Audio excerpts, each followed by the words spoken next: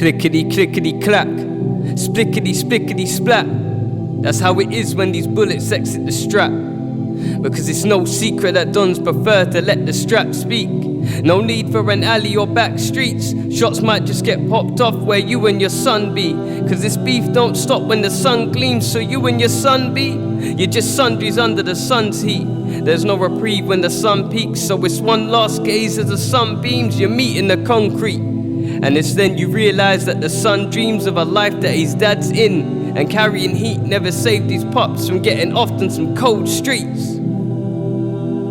Now I'll tell you a story. You see, Blake had a son, and for Blake his son was like the air to his lungs. He'd do anything for this child that he loved, even if it meant keeping the strap tucked and then letting it bust. But Blake, he never thought much about being a father. In fact, at first he preferred that Maya didn't even have the baby. She was his side thing, never considered his lady or his wifey. She was just fun for the side things. No commitment was the way that he liked it. But when Maya got pregnant, he knew he had messed up. How could he welcome a baby when he pushed drugs almost daily? Maya didn't care though, said she was having his baby. Told him he could stick around so his son knew who his dad was, but if not, he could just leave and get lost. Blake hated the fuss, but he knew it was time that he manned up. He was into some mad stuff, had beef with some next ops. Even then though, he rode calmly. Never felt like a next youth could harm him. If anything ever kicked off and got manic, then his G's were down to back it. On top of that, he was no one around, the type to smack some clown for having his name in their mouth. True say though, Blake was a boss in the south, so if something had to be done, it was the youngest he was sending them out. Because his reputation, well, it spoke for itself. So Blake could afford to have days where he simply left the gun on the shelf. That was until everything changed. Micah was born and it was like everything Blake cared for didn't matter no more. Soon as he laid eyes on this kid, his heart was in bits, cause Blake never knew what it was like to be whipped. But he knew he'd never felt a love so deep. And Blake, he was prepared to die for this kid, give up everything he'd known for this child of his. So he told Maya he would tie up loose ends and then he was done with the streets. Said he would make one more big money move and then for sure he was through. Maya didn't agree, but Blake promised he had plans for her and his child. And for the first time she knew he saw her as more than a bit on the side, and she had hopes that one day he'd make her his wife. Couple days later, Blake was making plans with his dons. Told Maya when he was done they were starting afresh. Said he no longer had time for the roads and the stress. Then to Maya holding his child confessed that somehow very soon they'd be leaving the end. Now listen closely, because here's where things took a turn for the worst. Maya was happy, but she wasn't sure about leaving the bits.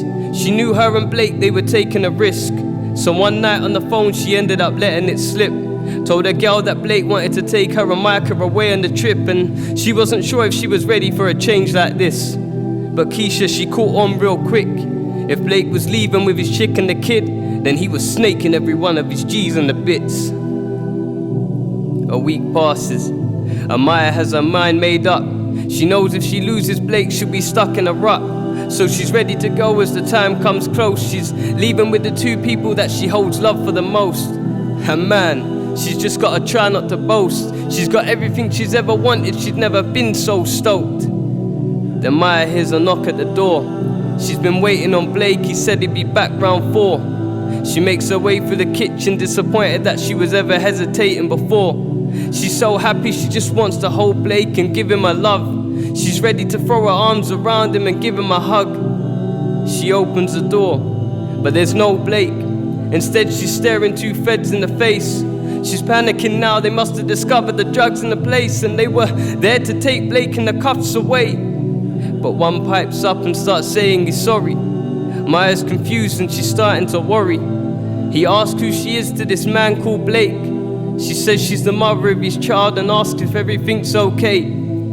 So this fed, he proceeds to exclaim further he's sorry, and that he and his colleague, they were there to tell her that they'd discovered Blake with bullet wounds in his body.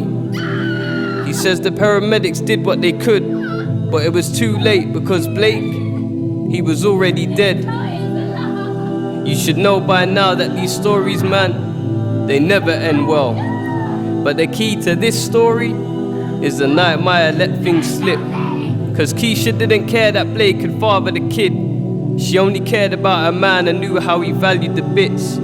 So she told him about Blake's plans and how he was going away on a permanent trip. So Blake's own boy tricked him into a meet, then emptied the clip and let him die in the streets. Damn. I wish I could change how things that day went down. Because damn it, 15 years later, Dad, I'm still missing you now.